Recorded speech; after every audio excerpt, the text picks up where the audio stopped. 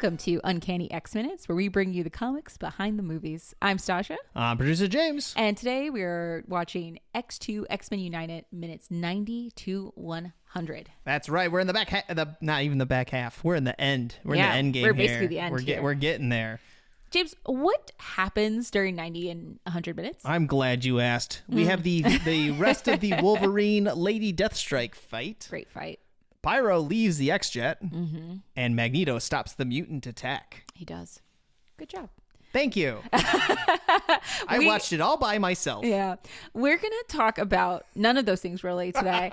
We're going to talk about... Well, we sort of are. Yes. Specifically, I think the thing in particular is the adamantium. Right. So in this, there's also a bit of a description of like how the adamantium is actually used in production. And that's kind of, I wanted to focus a little bit on that at first. Yeah, absolutely.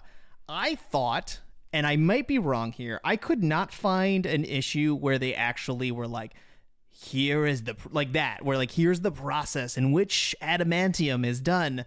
I actually found the Marvel Handbook from like 1985. Okay. So this is the one, if you've ever seen it, also has an issue. I think number 14 has an issue of Wolverine. Oh, no, it's in 15. So 15 is the one I looked at. This one has the iconic, like, cut out of, I'm going to flip it here so you can see it, of Wolverine's skeleton. Where it's weird because it almost looks like the circular cylinder sheaths of his claws are built in. Like they're not part of the glove. Yes. So I think this was before they were like, that's not part of him. Because some people still draw those as being part of his arm, of his hand. Have his hand, but it's different. It's different. And so I think at this point it may have, I mean, I can't say for certain. I think at this point they think it was mechanical. Okay.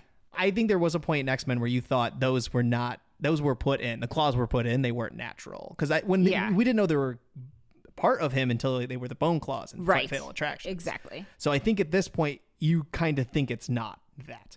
Anyway, the next page has a breakdown of adamantium. Ooh. And like it's like a whole thing where it's a block of text. Wow. Okay. About what adamantium is and underneath what vibranium is, but we're not going to go into vibranium because that's a different episode. That ain't what we do here. So first off, I didn't say this before. When I did like the history of adamantium, there was one before true adamantium. Yes. It was called proto-adamantium. It was discovered by Dr. Myron McLean in the early 1940s. And it was discovered by accident. Yes, this is when he like knocks it over and he spends his entire life trying to recreate it, but he fails. Exactly. And then he accidentally fused it to vibranium. Yes. What? And that's how we got Cap Shield. Right. And so Cap Shield can't be, they say, well, that's funny because then it's like, it sort of can't be recreated, the original shield, but his shield has been broken. I didn't like Tony Stark make a new one for him. I think so. We should have had Brian on for this episode because this is Avengers stuff and he would know exactly. Well, we're not talking about Cap though. That's true. We're talking about adamantium. Fair enough. So true adamantium, they couldn't recreate proto, so they created a new type that they could replicate, and that's this one. Adamantium is created through the mixing of certain chemical resins whose composition is a United States government secret. That tracks. Kind of a little weird because everybody else Canadian. But well, that's the thing. They lend it out to other people, but then the secret also has gone to other people, villains especially. Yeah.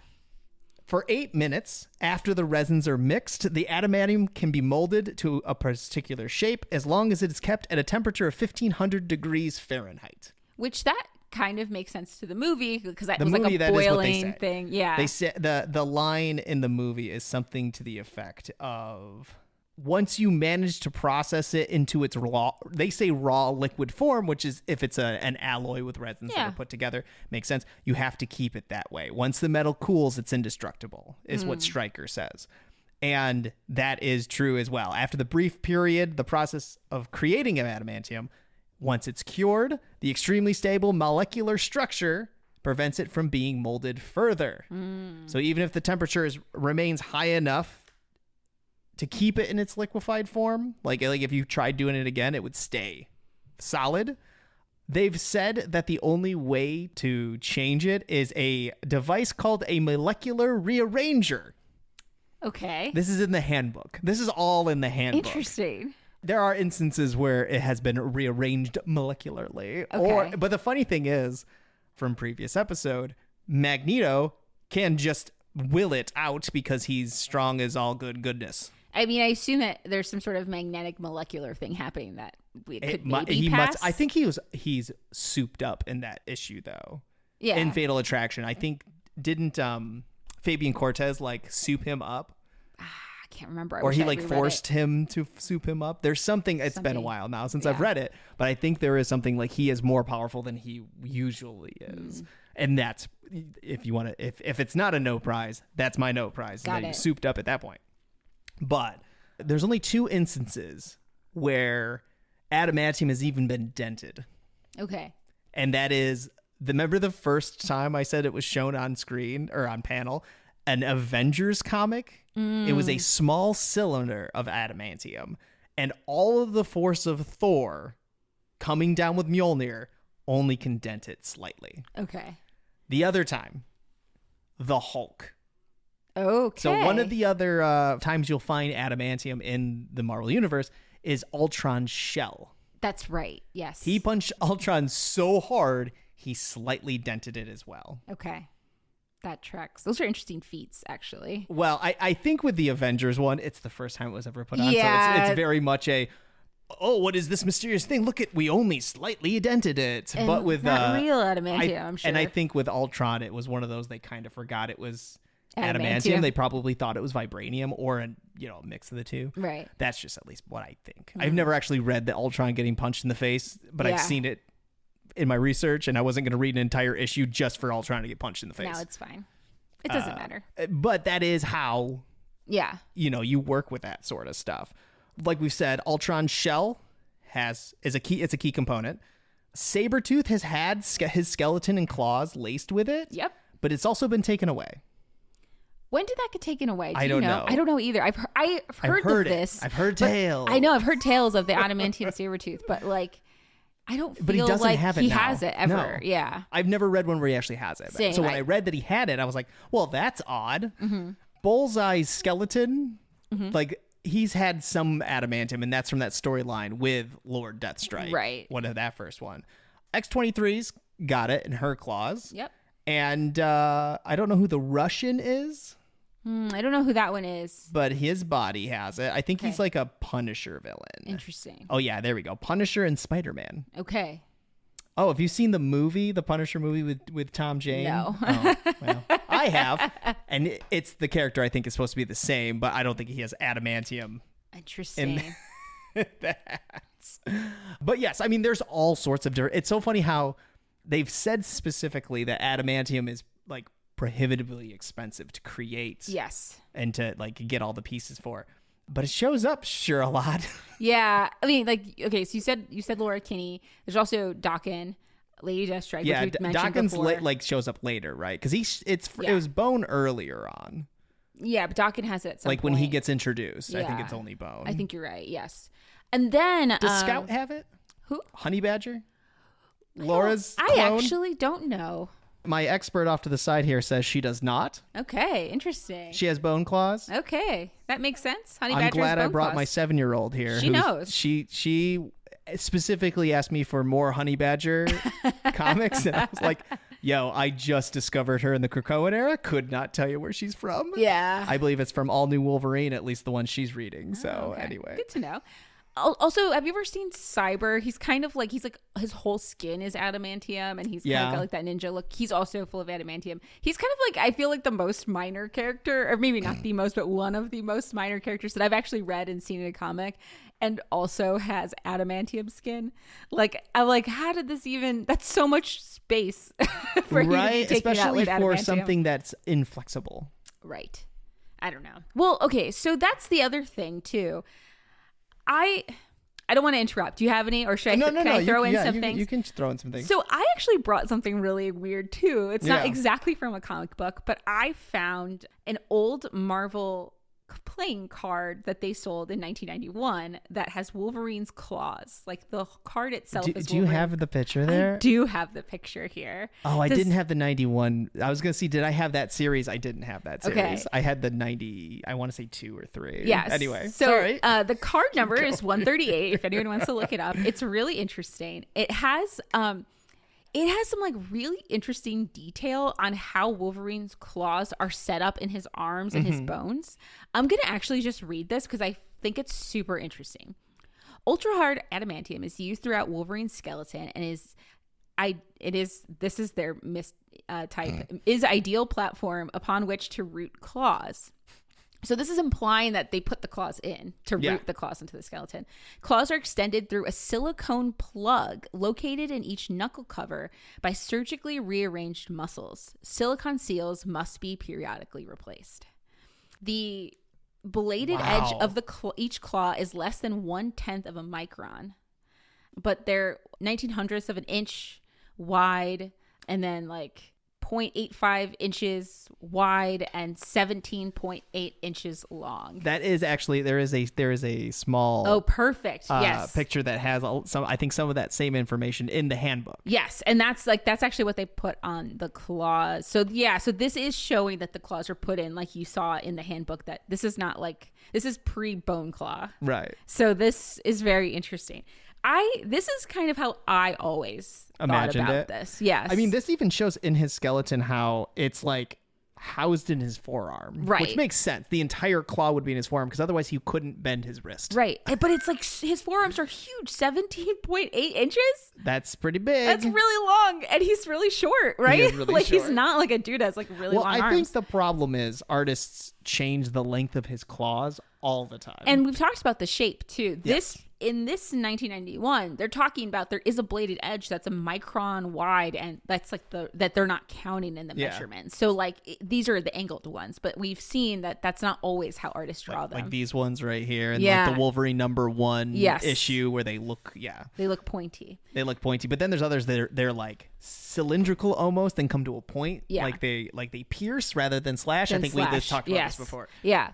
The other thing, which I think we talked about slightly but didn't talk about it in depth, is that actually the adamantium in Wolverine is not true adamantium either. It was true adamantium, wasn't it? It's adamantium beta, they call it, because but because of his healing factor. Yes, we did talk about this. It like mixed up together. So like just even when things are adamantium, getting put in does not mean that is what is the material. It's also tough because there's a bit of adamantium poisoning that happens every once in a while. Like when he lost his healing factor, he was starting to get poisoned by the adamantium. Right. But nobody else talks about that. Like why isn't Bullseye being poisoned by adamantium? Why isn't Cyber being poisoned by adamantium? I can give you Lady Deathstrike. She's got them nanites. Right. Yeah. But it's a nanobot situation. I know. Hand wavy. It's tough. And it's also because all of the adamantium is a little different too, right? So like, I don't know. It's hard to tell. The thing I find really funny is that these silicone seals have to be replaced periodically. And I'm curious who does that. Is that Beast's job? You gotta go back to Department H to get them.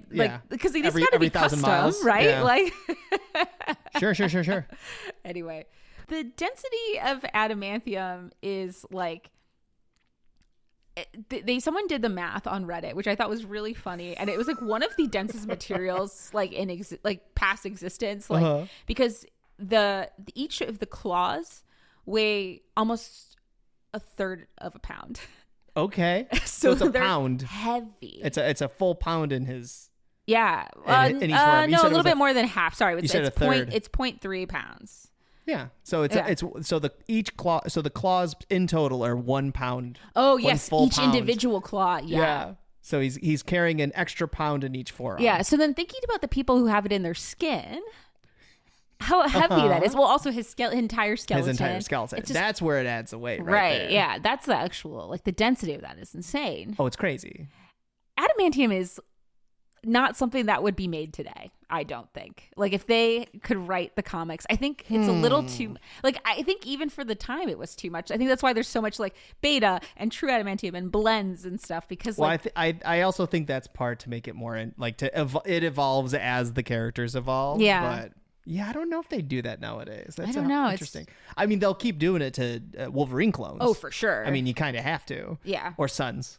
Yeah. Or or at least bone claws, we know. It's like honey badger. When honey badger gets old enough. Maybe. No, it sounds miserable. Terrible. That sounds miserable. Especially with the Krakoan resurrection protocols. Right. Haven't they, there has been some mention. I think they have to. I think it is a Proteus thing. Yeah. Where he can yes manipulate reality to make him put it back on. They're one of the but the bones are still like, there is a thing later where a Sentinel gets made out of Wolverine bones. Yes. And that still's got adamantium in it and the claws. Yeah. So they're just littering the planet with these Wolverine skeletons. There was a little aside in that comic that was talking about how hey, we really got to pick up after these Wolverine bodies because this is actually a problem. And I'm like, yeah, you think? Yeah. And that's not even the first person that happened to in Krakoa. I think Quentin Quire was the first person and Domino. Yeah. People were starting to farm mutants for parts. It was an X-Force story. It was really interesting. Terrible, but interesting. Yeah. I would recommend the early Krakoan X-Force. Yeah, I read those, and those were really good. They play with the resurrection protocols pretty interestingly. Yeah. That's all I'll say. Yeah. So good. Anyway. But yeah, I mean, again, we're tiptoeing around adamantium because there's an entire movie about Wolverine and adamantium, so we're only going to touch on these little bits of it as they're relevant. I think we'll dig into Wolverine's adamantium probably more in future movies. But yeah, I think we're good. Yeah, I think we can just move on. We can keep going. The other thing I think we wanted to talk about is the psychics. Yes, so in these. It's funny, it's in 3 different sections of this movies. We are dealing with Professor X touching the minds of everybody in the world, and he's being manipulated by another psychic. Right. So we are sort of having psychic over psychic battles going on here. So let's talk psychics. So a lot of people, and you wouldn't be wrong for thinking this because the comic books have sometimes said this, think that Professor X is the strongest mutant psychic. Right. That is just wrong. That's not true. Or maybe it was true at a point. Incorrect. But it is not true. I have a list of people that I think are stronger than Professor X. There's 3 of them. Okay. But I'm also curious, do you have a list? I don't go into power rankings myself. Okay. I do have a list of other things we can talk about. Great. But when it comes to raw mental power, yes. I didn't dig too hard into that. I'm going to get on my soapbox and talk about this because not a bad thing, because I think a lot of Professor X is definitely the most prominent psychic. So if you're thinking about mutant psychics in the Marvel universe, obviously you're going to think of Professor X. What you should be thinking of was one of the people that definitely surpassed him is Jean Grey. Mm-hmm. That she just is. Especially with the Phoenix Force. They've talked about it before. She's able to keep Professor X out. There's a reason that she learns at the beginning from Professor X, but she does eventually exceed him. Even if we're talking about without the Phoenix Force, she would count as being stronger than him. Oh, yeah, because I think that that was the reason they put the blocks in to begin with, is she was too powerful. Exactly. And so which we'll get into that in a different movie. Yeah, we'll get into that in a different movie. But Jean Grey, so if you're just talking about the regular X-Men and even just that original team, if you think it's Professor X, it's wrong. It's Jean Grey. So if you're just going by that. If you're going a little further, if you're going into villains, this one's close. And some people might disagree. But I personally think it's pretty obvious that Shadow King is stronger than Professor X in most of the comics. Yeah. Their first interaction in the Claremont run, I think it is, Professor X outwits him, basically. Right. But I think you're probably right. If you're talking about psychic abilities, the reason he's called the Shadow King is for a reason. He's very good at it. That's literally all he is. He's this embodiment of psychic. He's a big pile of manipulation. Right. So I would put him up there. But the number one strongest psychic. I think I have an idea who this might be, but you do it. Of course you know who it is.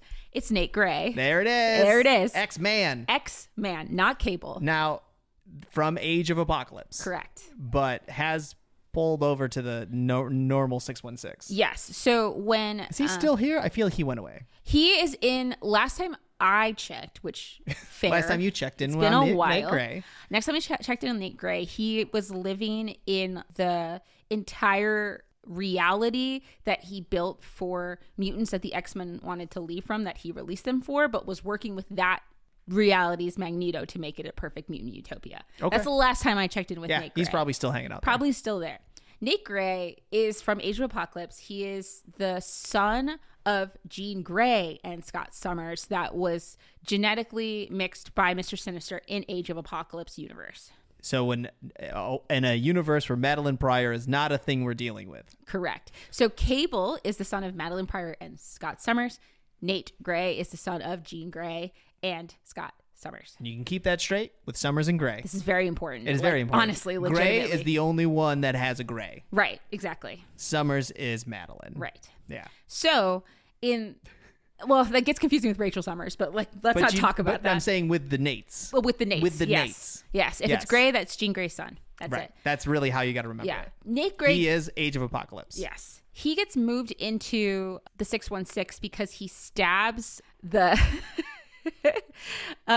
he stabs like Apocalypse's son, who has like a really horrible name that's like genocide or something. It's ridiculous. Like, okay, it's terrible. Anyway, he stabs him. It's not Holocaust.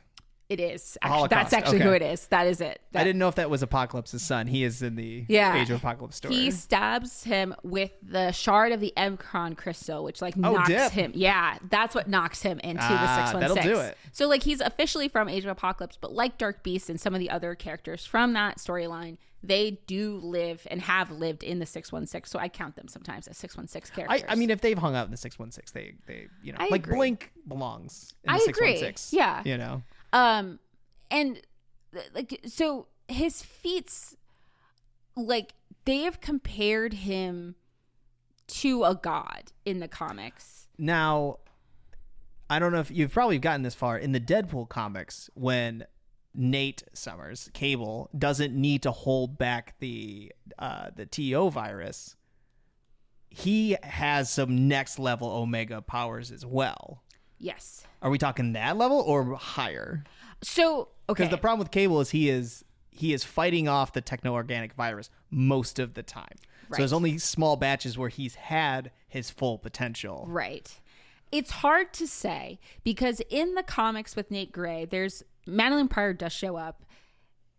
Let's not get into it. It's kind of odd. I don't really want to talk about it. But he basically creates a construct of Madeline Pryor, but also she's from a different universe. It's confusing. Basically, no. I know. But basically, she was hunting a version of Nate Gray that had enough power that wasn't deficient. And the only one she landed on was Nate Gray, not Cable. Okay. So presumably, if that is accurate. Well, you know what? Cable is made from a clone of Jean Grey, so it would make sense that Nate Gray would be from the straight source of Jean Grey. Right. The other thing, though, it's kind of odd because they do consider in the Marvel Universe Nate Gray and Nate Summers to be alternate reality versions of each other, even though they technically do not have the same mother. But that's... but they have the same... They have the same DNA. I get it. It's confusing. Sure. It's but odd. It's the type of confusing I'm here for. Exactly. If that is accurate, if Madeline Pryor checked everybody and was like, this is the only one that's got enough power, got enough juice, then you could make the argument that probably he is stronger. Yeah. I mean, literally, Nate Gray's feats, he can rewrite reality a la Scarlet Witch, but just in his brain and just make people, wipe people, every X-Men you've ever heard of. Literally, he took an entire mutant population, put them in his own utopia, brain wiped them, and only kind of got caught because his own imitation of his girlfriend at the time, who was Danielle Moonstar, made him feel bad about what he was doing. That's some stuff. It is some stuff. And I don't know. I just feel like Nate Gray he's literally considered a god level, this. He's the primary psychic mutant. He's he's an omega level. Every descriptor that you've ever heard of powerful mutants, Nate Gray is up there. Here, I'm going to actually list the Omega level mutant, Psi of the First Order, Alpha Psi, Omega level threat, the most powerful, most dangerous ultimate mutant, the most powerful psionic in any reality. Oh, dip. Near omnipotent, a living god. That it's funny because I think if we went in cold, I didn't do any research. I probably would have pointed maybe to Legion or Proteus, like people who can manipulate reality or have like a slew of powers. But that's hilarious that it's probably Nate Gray. Fun fact about Legion. Yeah. He lost to Nate Gray. Oh, dear. He was trying to fight off Nate Gray with there in you one go. system, and he put Legion out, which is crazy. That is crazy. Yeah. So this is what I mean. Like, it's just like We're not messing around. we're not messing around, and it's such an odd. He's so, like you said, he hasn't been really, as far as I know, in the comics recently. I don't think so. He hasn't been in a while. They kind of phased him out. Cable's really, like, they've had young Cable, so like you can't have 3 Cables running around. True. It gets confusing. I think it was probably confusing between X-Man and Cable. Yeah, it absolutely I mean, the was. name X-Man is confusing. Yeah. So I can see why we kind of cleaned that up. Yeah. And we just play with Cable because Cable's a fun, because then you also have, here's the problem, you also have Strife. Yeah, there's another clone. So then you have another clone. So Yeah. at some point you could have Strife, Cable, young Cable, and X-Man running around, and they're all basically the same guy. Yeah.